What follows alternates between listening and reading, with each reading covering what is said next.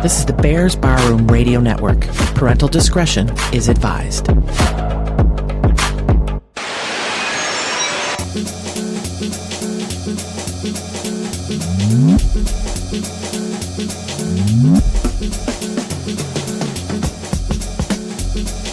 There are so many streaming TV series.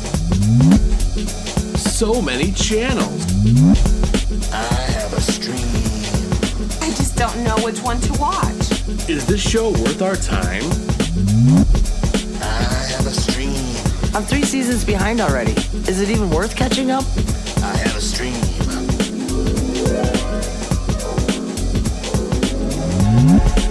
What's the series about? Well, my wife liked it too. I have a stream. What channel is it on? And who's in it? I have a stream. I want to watch something new, something original. I have a stream. I want to watch something that's action-packed. I have a stream.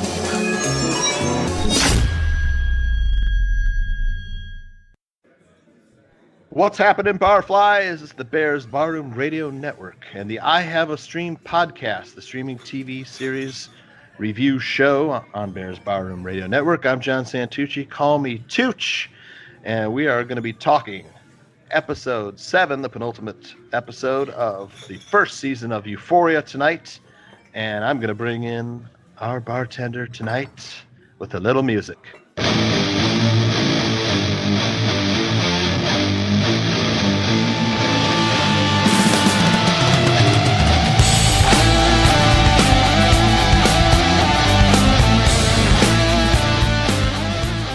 It's Aaron Mikulski behind the bar again. Yes, Aaron, sir.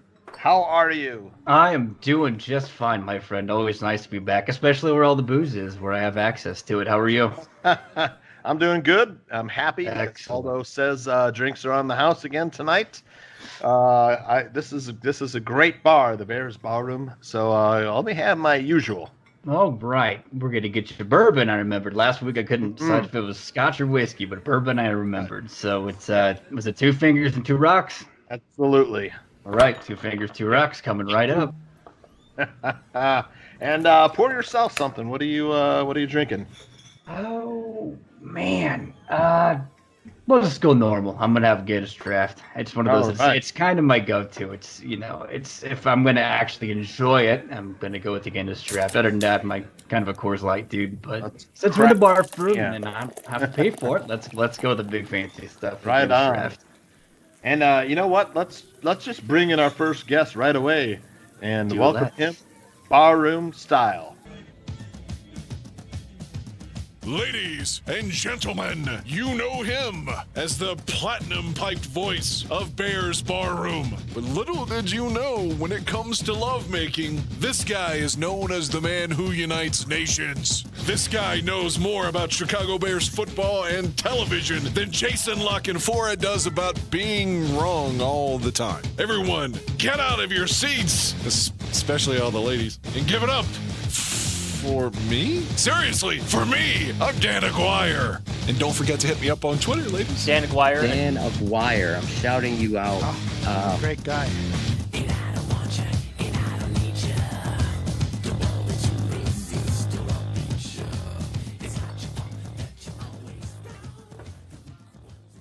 And it's Dan Aguirre. Danny! What's up, gentlemen? I need a drink. I'm frustrated, but I'm here to have a good time, and I want some stiff, top-shelf vodka. Top shelf vodka coming right at you, sir. Thank you. No Vladimir or fucking Mr. Boston or something. Nope. None of that paint peeling shit. Yeah. All right. Well, gentlemen, we're getting ready to close out. I Have a Stream for a little while. Football season goes in gear. Football season is really, ramping up right now. We just did Fantasy Football Goon on Bears Barroom Radio Network. Give that a listen. And we have the penultimate episode of Euphoria on HBO. We're going to talk about that. But first, let's do a little what you watching and how's it going for an Aaron. You're super excited to talk about a show on Netflix. And what's it called? It is called Another Life, and I think it was last week on the show we were actually talking about it. I brought it up on the news. It's got Katie Sackhoff and a bunch of other different things. It's a show about space, and what actually happens, kind of a synopsis without any spoilers, is some kind of a craft lands on Earth. It's an alien craft. Humanity evidently has the ability to send people out into space. They send a crew out into space. Their whole thing is to kind of trying to figure out what's happening with these things. We're obviously trying to contact the aliens that are trying to contact us. So are they friendly? Are they hostile? That kind of a thing. So while they're doing their thing in space with Katie Sackhoff and the crew, there's a lot of stuff going on in Earth as well. So it's one of those really interesting shows where you've got a bunch of different storylines that intersect and intercede, and it's got everything that you'd want out of a space show. It's got problems with airlocks, and it's got explosions and gravity, and it's got everything that you'd expect a space show to have, but it also has a lot of really different ideas and different elements to it. There's one or two scenes that really caught me off guard with something that I'd never seen before. I mean, you've got, typical, anytime a human goes into space for the first time, you got spaceborne pathogens and alien planets and the dangers that come along with all of that. So it's I was really surprised, and I burned through it in like 2 or 3 days. My girlfriend and I, we absolutely loved it. Very interesting. That sounds great. I'm gonna have to put that on my list. I've been watching the OA still, which is getting weirder as I watch it. Recommended to me by Draft Dr. Phil. And Dan, I'm interested in hearing. I know you went to see the new Quentin Tarantino movie, which I want to see. I love Tarantino movies. What'd you think? Outstanding. I said this in my tweet, and I don't think I was being melodramatic. It is the best movie experience that I've ever had in a theater, and I go to the theater a lot because I'm 150 years old. Say what? I've seen every Tarantino movie since Jackie Brown at the theater. I didn't see Pulp Fiction or Reservoir Dogs. And yeah, I think it was the best movie I've seen ever at the theater. It was my favorite experience. I'm not just building it up, but I can say, if you're one of these people that, because I know Shane was watching it on his well, I won't say that he's got something jailbroke there, because that's technically not legal now, is it? Let's just say he was watching it at the house, and he goes, man, I watched the first 32 minutes and it was slow. I was like, but it's a 3-hour movie. Oh, okay. If you have an attention span, you'll love it. If you don't, you'll be, So, I'm out. Lately his movies have been 3 hours long, the Hateful Eight. Now there's even a longer version which approaches 4 hours. So I enjoyed the Hateful Eight. I've seen all of his movies. I did see Pulp Fiction in the theaters. I went opening night back in 1994. And, man. Well, here goes my anecdote to Pulp Fiction on that. I had been reading about it at the time in Rolling Stone and had all this like expectations, but where I'm in West Virginia, it wasn't here. If it was in, one of their bigger towns or something. It was nowhere near where I was at. Plus, I was only 13 at the time, which I was already like 6'2", so I didn't get carded anyway. But it just wasn't playing locally. I didn't get. Yeah. And here's the thing. You can appreciate this fact. Like now, like the new Tarantino movie, it will come on Blu-ray in roughly 3 months, depending on how long it stays in the theater. That Pulp Fiction came out in like spring of '94, didn't come on VHS tape till September of '95, and that's when I finally saw it when it came on videotape and pay-per-view. Right. Now, it took over a year for me to see it. I forgot where I must have seen Reservoir Dogs on videotape then too. As I don't think I went to the theater. I might have on a second run if it came back. It garnered some attention at the Cannes Film Festival, I believe, in 91 or 92. I think 92, right? And yeah, it's from 92. I didn't see that until after Pulp Fiction because I just didn't know Tarantino yet. Because again, I was 13. Right, I did see Reservoir Dogs first. I did not.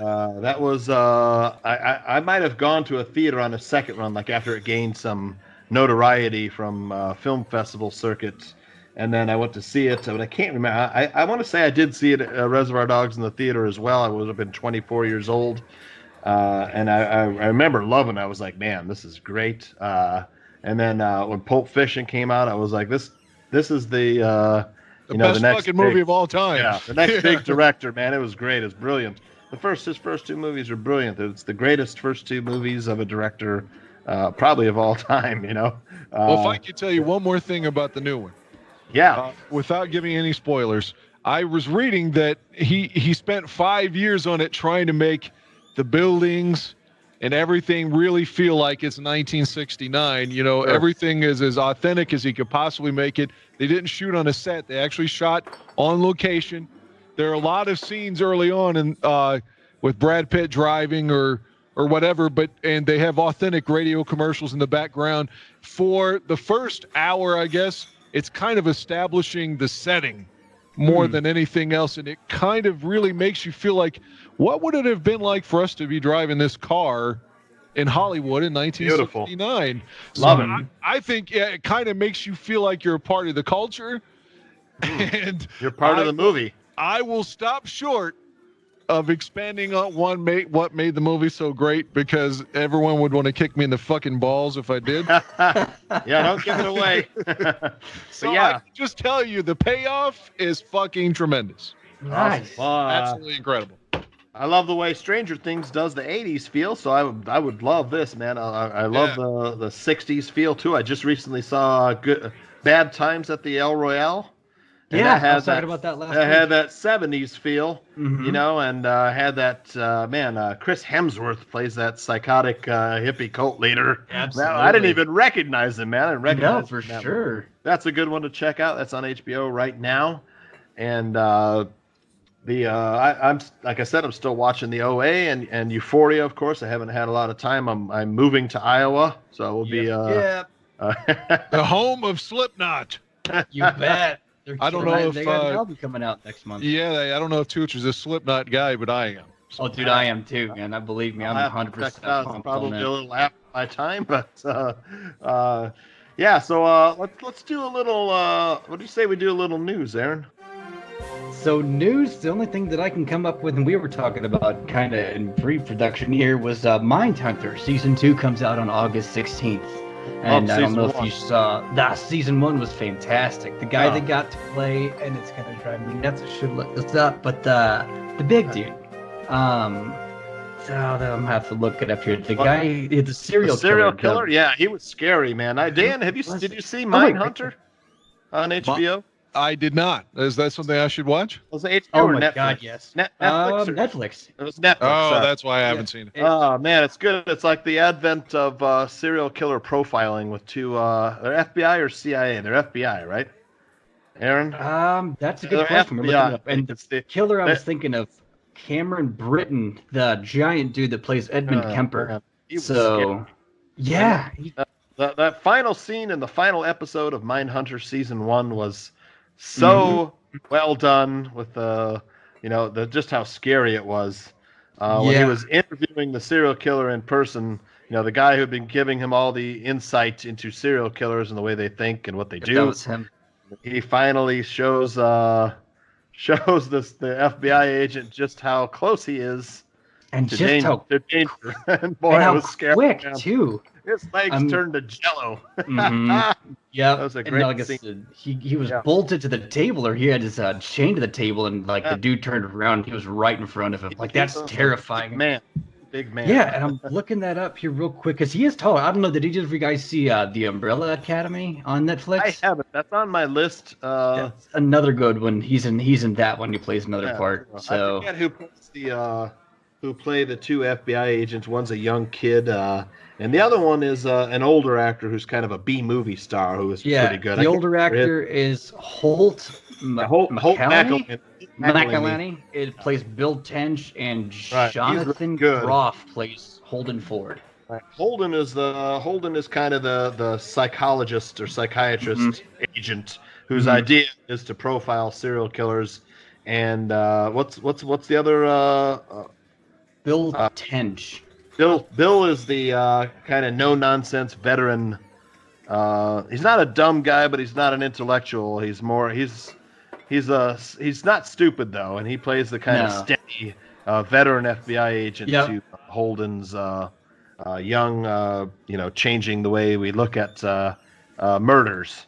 And so it's a great series, highly recommended. That's on Netflix. It's called Mindhunter. And I have a little news too. I don't know today.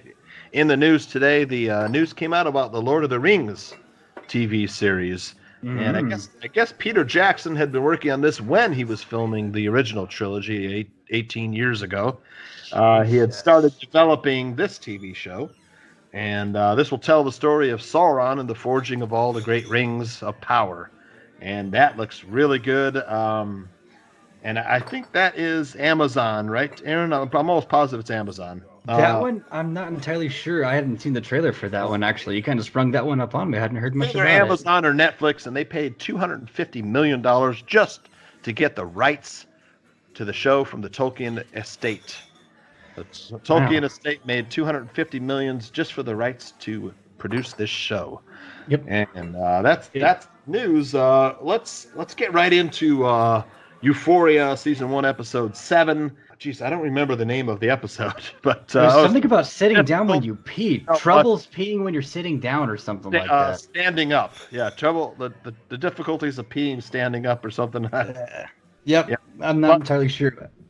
Now, I want to ask you guys, and Danny, I'll start with you first. Did either of you have a strobe effect warning before the show came on? Yes, and that doesn't apply to me. I was fine, just in case you were wondering. Hey, is Dan okay? I was okay. Dan. I thought you might be, but I was okay.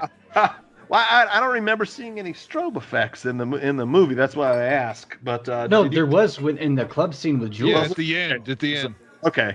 Yeah, it must not affect me. So, but that was the first thing I noticed about the episode. But the other thing I noticed about the episode is that little Cassie was she looked just like Big Cassie, just in miniature form, man. You guys, you agree, Aaron? That was perfect casting for that little girl. Yeah, no, it was spot on. And real quick, the name of the episode is "The Trials and Tribulations of Trying to Pee While Depressed." So. Okay. I don't blame you for not being able to remember that mouthful, but the casting, especially for the little girl, for Cassie, was spot on. I mean, especially when, it was almost uncanny. It was spooky, like just how much it could have very well been her for all we know. When she was younger. Right now, to me, this we had like 3 kind of subpar episodes. This was a great episode. Really liked this episode, man. It had excellent acting by Dan's favorite character, Cassie, Sydney Sweeney. Man, she knocked it out of the park, Danny. What do you think?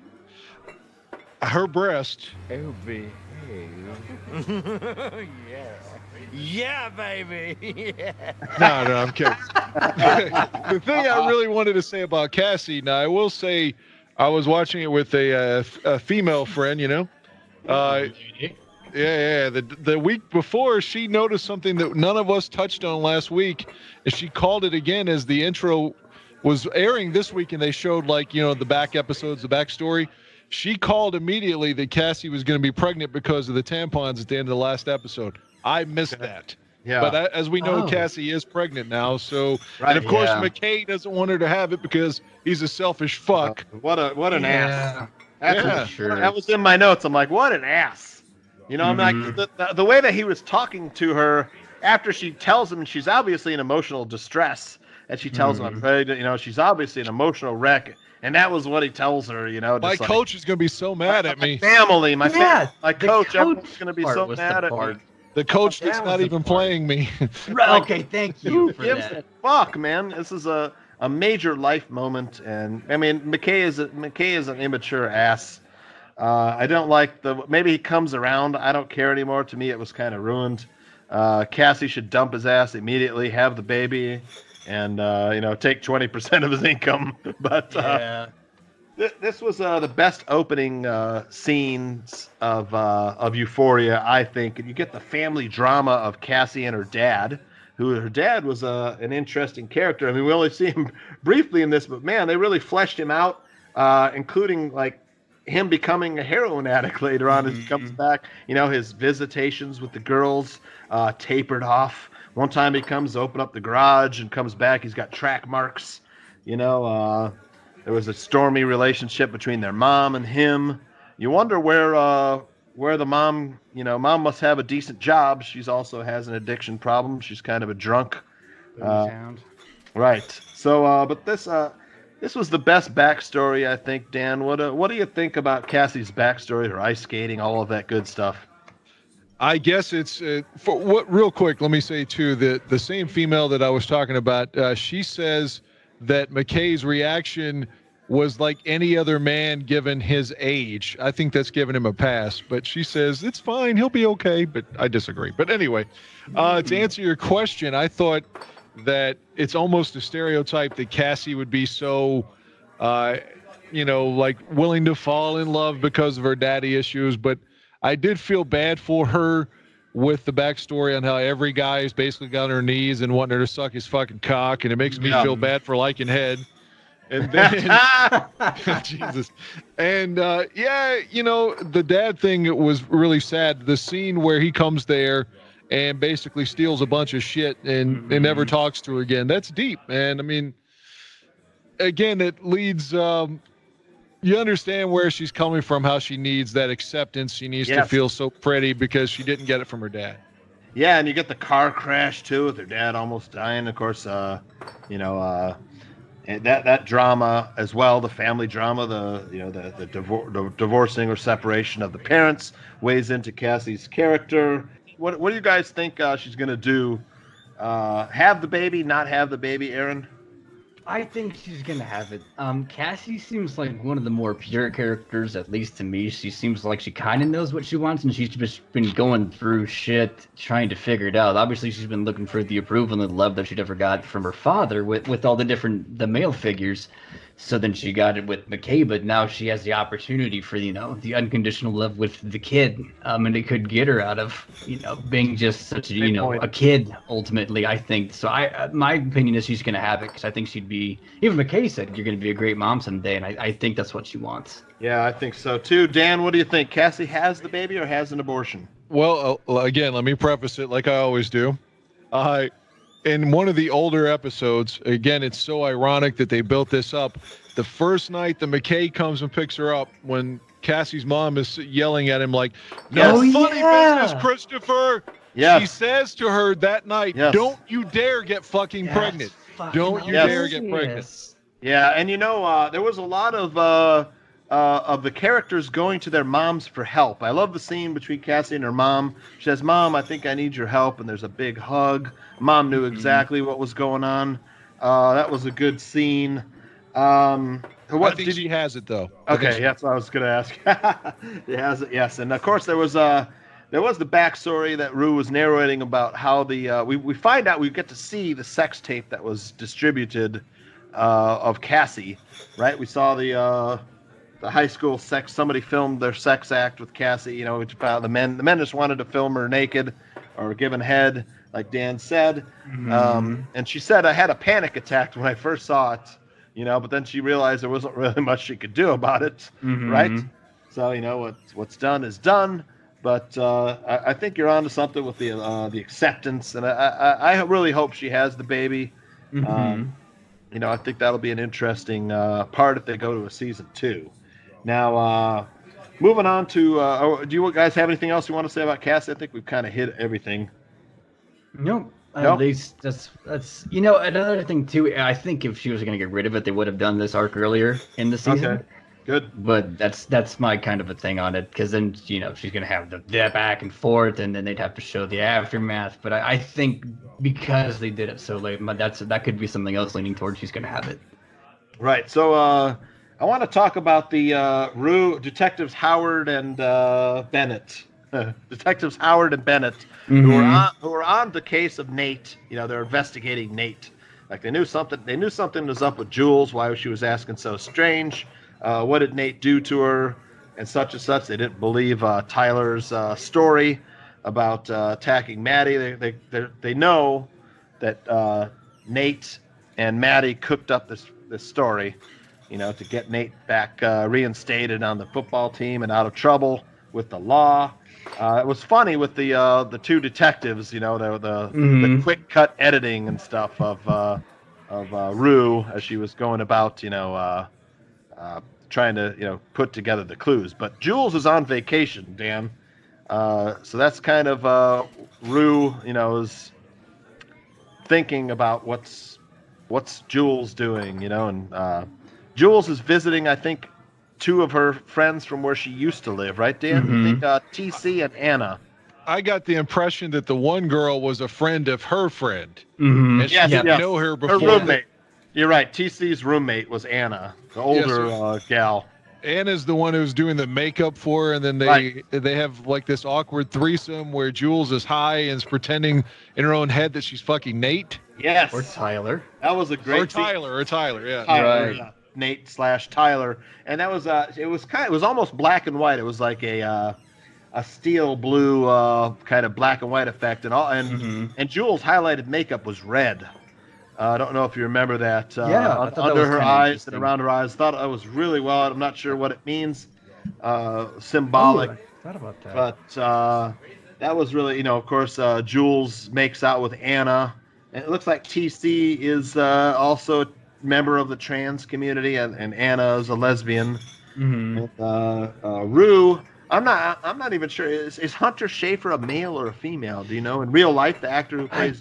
I think it's a male transitioning to a female, right? Okay, I think so. Legitimately, though. I honestly don't know because I've read a name like Hunter. You figure, at least my opinion, that says guy to me. But sure. Because I've seen. I just don't know for sure. It doesn't matter because the character is great. The actress is great. Don't pass over the deep question that Jules was. Jules was asked a deep question to the effect of, this is just a paraphrase, but why do you need men to feel femininity?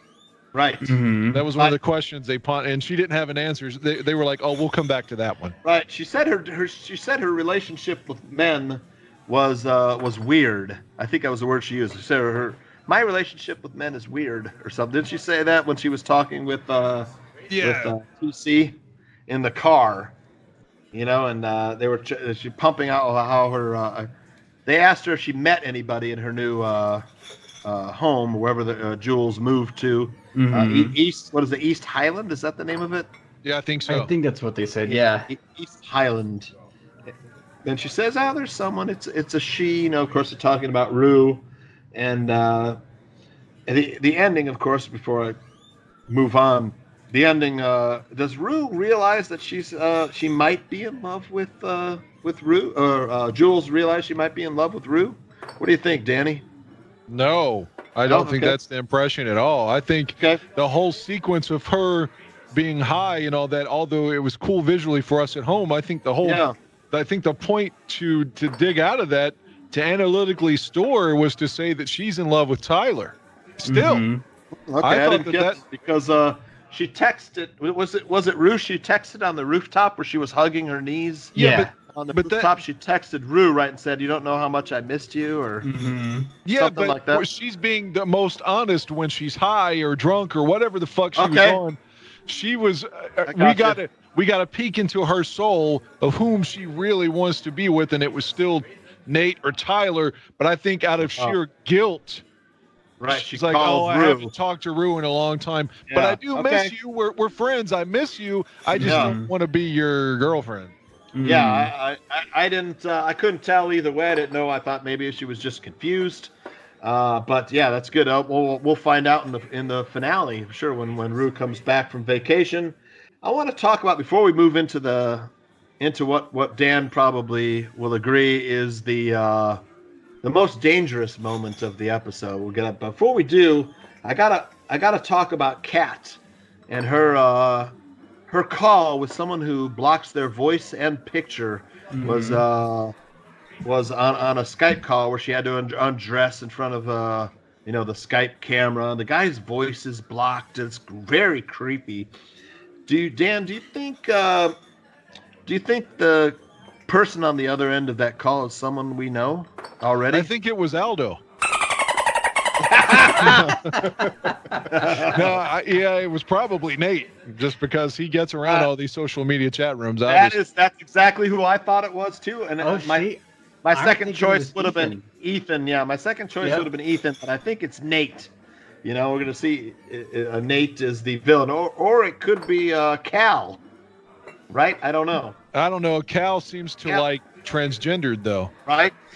But Ethan's good. I like that. I hadn't considered that. Ethan would be ashamed to show himself because he really does like her. I think that's a good angle. I hadn't considered that. The only thing is, whoever was on the other line had $300 for that half-hour session. Mm-hmm. So, but how would Ethan know about her online activities though? Because nobody else. A virgin teenager. Sure. I don't think he knows about porn. Like he could have. How would he know that was Kat though? Because nobody else. Okay, I guess you got a fair point. Yeah, nobody else really knows. Well, yeah, and there was a scene with Kat and Daniel, right? A little bit where Daniel keeps revealing how much of a piece of shit he really is. Like, I have no recollection of that. Like, what an asshole! Yeah, exactly. What a superficial ass. I fucking hate Daniel. He's the worst character on the show, and that includes Nate. Right. Horrible. Yeah. Oh, but Nate's a great character, though. Nate is just character-wise, he drives it, man. He's the villain of the show, without a doubt, man. So good. Well, maybe it's the drug dealer who is actually the villain. If we segue into that. Sure. Let's. Can we real quick? When we're talking about villains, can we talk about how Maddie switched all of a sudden? We're like, oh, poor thing, she got choked. She keeps running back to her, and now she's implicating Tyler in all this just to play a part to get back into Nate. Like, what an evil bitch! And she was like, she made a cat cry and run off. Yeah. Too. Because I like the old cat before you turned into such a cunt. Yeah, but Maddie was actually being cool in that moment because she was trying to defend Cassie because Kat was kind of being short on her. I thought, sure. For sure. But you're right. Maddie only cares about Nate, and she's just going to defend him regardless of what he fucking does. Maddie to me is one of the most, if not the most, superficial character besides Daniel. You know. Maddie's just a selfish, no depth. No depth personality. I think they even said that she was, she didn't have any. Yeah, and in the little backstory part, it just basically said you can do whatever you want as long as you're good looking and confident. Yeah, more or less was what that whole thing came out of. Even when just the part where she was younger in the pageant, it seemed like that was basically what she learned in that moment. You just have to be confident.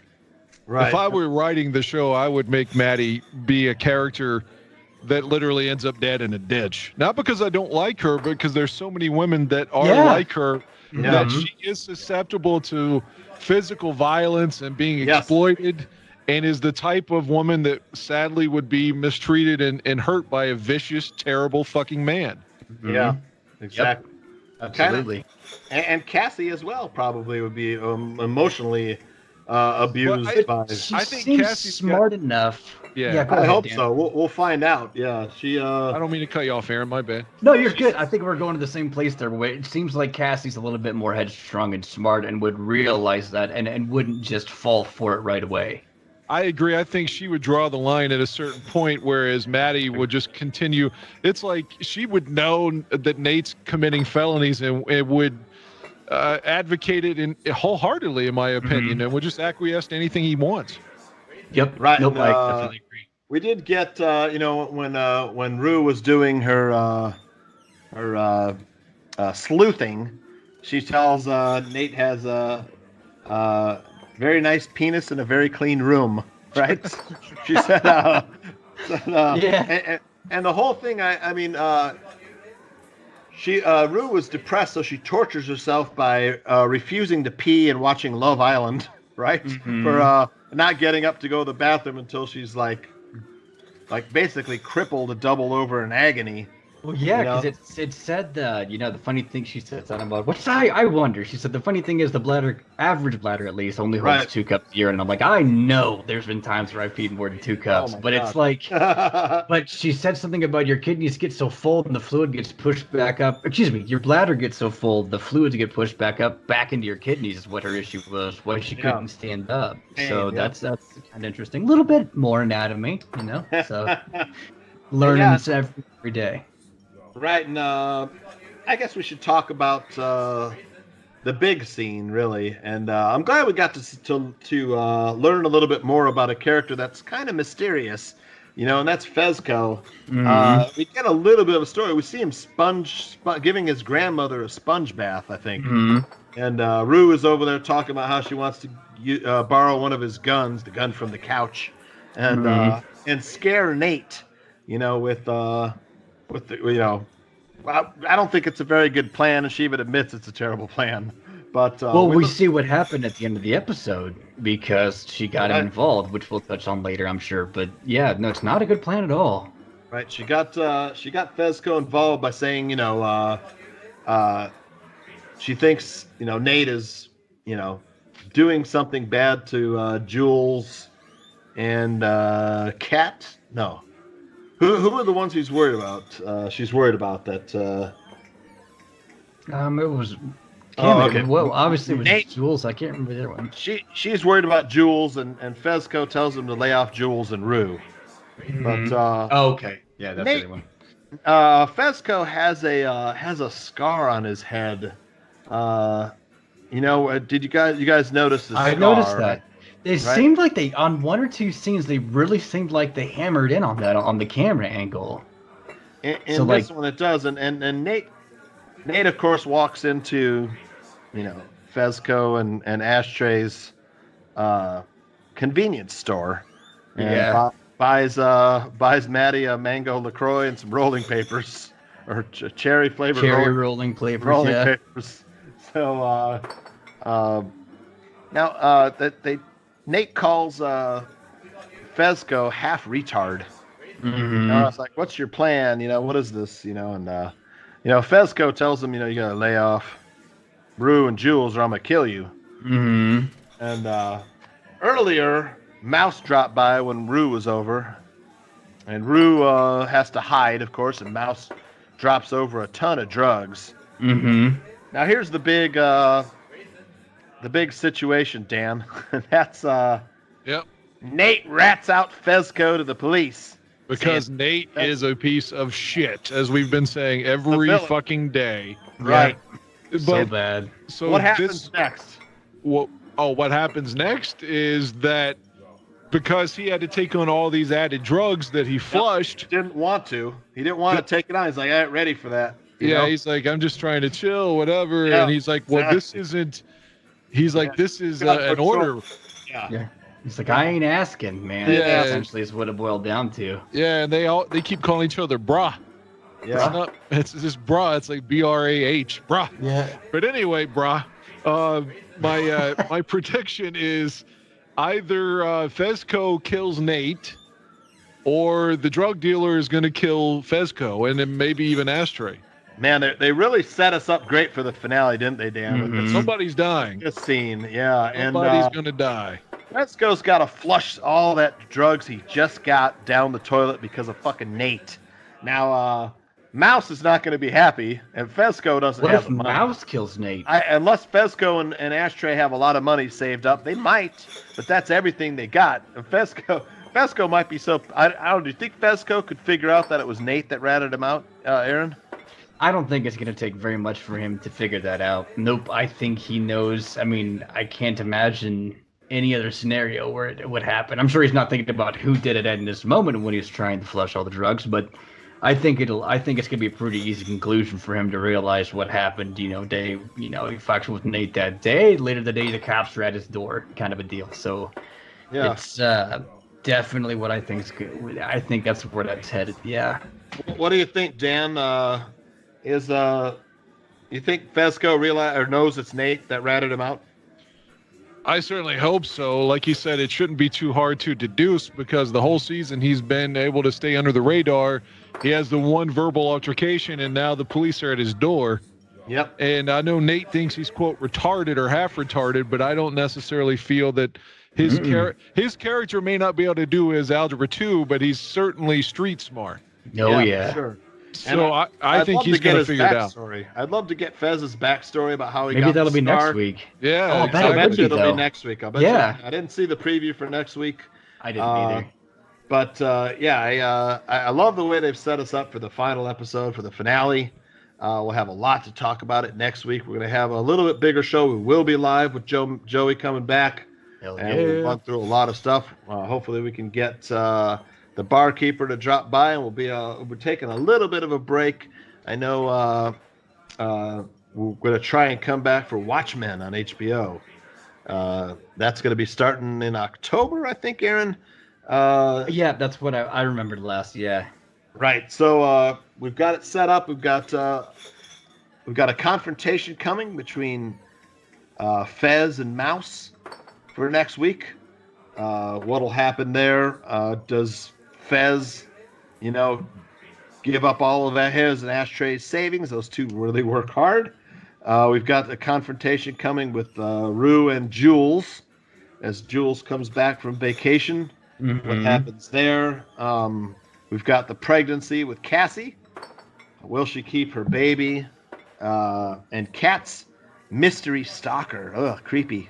Who is he? Somebody we know. Is it somebody we know, or is it just a psychotic person who's gonna, try and find Kat in real life? We'll find out next week, hopefully. I think you were right about the Ethan. Maybe that's the one bright spot we have in the finale, is that she finds out that it was Ethan, and he says, "Look, man, I'm almost in love with you. Just give me a shot." Yeah, because she was crying. That did show some vulnerability in her newfound, even if it's fake confidence, whatever it is. That was the first time we've seen her have any vulnerability. So maybe she would be susceptible to the guy saying, "Hey, I do have legitimate feelings for you." Yeah, that's something to keep an eye on. I know. I thought she was crying because her and Maddie have been longtime friends, and maybe she's just upset that her friend would Well, the last thing that she said to her was, "I like the old cat better. You're a cunt now," or whatever. Yeah. And that's when it showed her walking away. So but that again, the new cat is the one who has all this confidence, and it's a persona to not let people in and not to be vulnerable, which is kind of why she would have shut out Ethan in the first place. Absolutely. Other than seeing him at the carnival talk to a lady, which he wasn't even, hitting on that woman, but right. It was a friend of his sister's. Yeah, he never got a chance to even know what he did wrong. So I think maybe that's the positive thing that comes out of the next episode. This cat does, because you got to have something good happen. Everything just can't be death. Yeah, exactly. I think that'll be Cassie keeping her baby. It would be something good to come out of it. And then we'll have to see how Fezco gets out of this one. And is there any kind of comeuppance for Nate? That'll be something we'll have to keep an eye on. I hope so. At the very least, I hope he gets his ass beaten. That would be. Nate's a big guy. He's a strong guy. So Fezco looks like he could deal with himself, though. Fezco's not. He might be shorter, but he looks like he's stocky little shit. I think he might need to be packing for that fight. But something that we've forgotten so far, none of us have mentioned. It was cool that his dad, that Cal, was like, "I don't know how you got out of this. Yeah. But, I respect the fact you did, but I know you're a fucking liar." Yeah, exactly. Essentially. Yeah, he said something along the lines of I hope you didn't make a decision that's going to affect you later on, or some kind of a bad decision. And I hope you learned a real lesson. Tree, man. Yeah. I hope you learned the real lesson. I hope you learned the real lesson from this. Yeah. Well, the apple doesn't fall too far from the tree, though.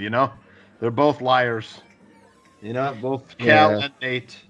They both but it have seems like at least sides. Cal has remorse, because he I think more than anything he's finding out that holy shit, everything, all my indiscretions have really affected my kid. That's true. He admitted that. He's already admitted that, but he has to change. We haven't seen a change. Well, hell, even just turning the corner. Even I said an episode or two ago, we're getting everything out of Cal that we were hoping to get out of Nate. Yeah. There was an opportunity we had with, especially when Nate met Rue. We're like, well, maybe he's actually in love. Maybe he's not a total shit.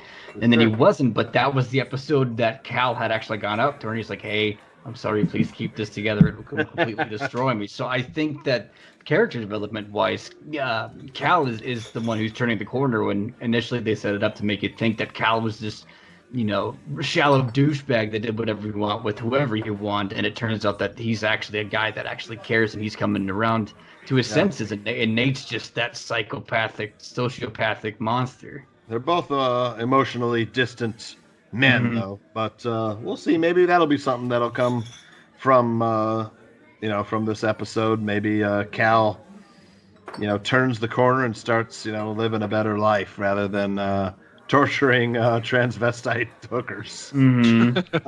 Yeah, absolutely. Well, all right, guys. I think that'll wrap it up for this episode. And next week, Dan Aguirre and Aaron will both be back. Joey Mandel, he'll be back. I've got some surprises, some surprise guests. Oh. 1, 2, maybe 3 surprise guests and some surprise Holy smokes. television. Hopefully we can line it all up. Joey and I will have a little bit of a finale before we go on break. And then, of course, we've got Fantasy Football Goon and Barfly Tailgate and all the great Bears Barroom show while football season comes in. Hopefully we'll have some time for Box Office Barflies as well, another Bears Barroom show. And I really would have loved to have seen Once Upon a Time in Hollywood and given that a proper review. Lion King is out there too. We'll see. Hopefully this next show, the finale of I Have a Stream, will be one for everybody to tune in. It'll be live next Monday. And that's it, guys. Follow Dan Aguirre at Bears Fan Dan on Twitter. Follow Bears Barroom at Bears Barroom. Follow I Have a Stream at I Have a Stream Pod. Follow Aaron Mikulski on Twitter at AMikulski88. Follow me at Santucci_John on Twitter. And that's it, guys. Thanks again for being here. Hey, are you going to try to watch Tarantino's movie between now and next week? I will try. I don't know if I can. I have so much going on, Danny. I will try, though. I also have a device similar to Shane's, so all right. I'll give it a shot. Well, if we can watch it, then I'd love to talk about it, and then we could say, hey, if you really don't want to hear, like, spoilers, then don't listen for 5 minutes or something, Right, well, it'd be great for Box Office Barflies. I might know somebody who would be great to talk it out with us. I'll get on that, Danny, and I'll get back to you about that. I can assure you, if you didn't know the ending, I do not know. But if somebody ruined it before, it would ruin the entire movie. Oh shit! Yeah. All right, cool. That's a hell of a setup. Shh, everybody, quiet. Yeah. All right, fellas. Thanks again for being here, and we'll see you next week. Yep. Thank you.